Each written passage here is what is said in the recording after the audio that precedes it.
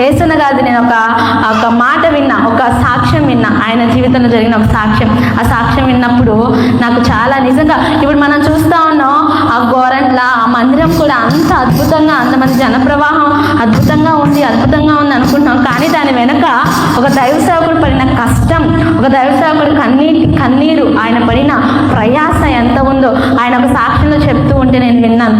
ఏంటి అది అంటే ఆయనకు ఒక్క జతే ఉండేదట.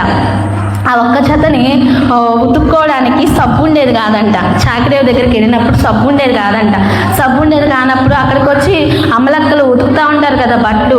ఉతికిపోయినప్పుడు అప్పుడు అయిపోయిన అరిగేసిన ముక్కలు అవన్నిటిని తీసుకొని వదిలేస్తారు అక్కడ ఉన్న ఆ ముక్కలన్నింటినీ ఏరుకొని ఒక ముద్దలాగా చేసుకొని ఆ ముద్ద పెట్టి ఆ బట్టలన్నీ ఉతుక్కేసుకొని అవి ఆరేసుకొని అవి ఆరిన తర్వాత సాయంకాలం అవే బట్టలు వేసుకొని సువార్త ప్రకటించడానికి వెళ్ళేవాడంట. హల్లెలూయా.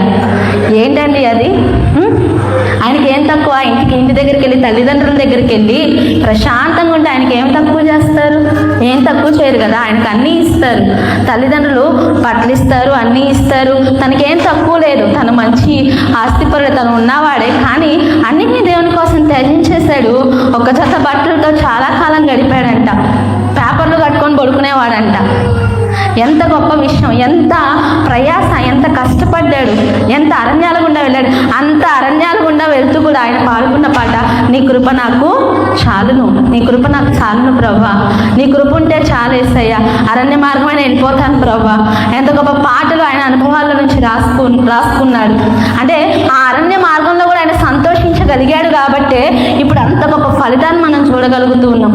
అరణ్యంలో విసుక్కొని అమ్మో నా వల్ల కాదు, ఈ శ్రమలు నేను భరించలేను, ఈ అవమానాలు నేను తట్టుకోలేను, ఈ నిందలు నా వల్ల కాదు అని చెప్పేసి వెళ్ళిపోతే ఈ సేవ ఉండేది? అసలు ఆ సేవ ఉండేదా? ఆ పేరు ఉండేదా?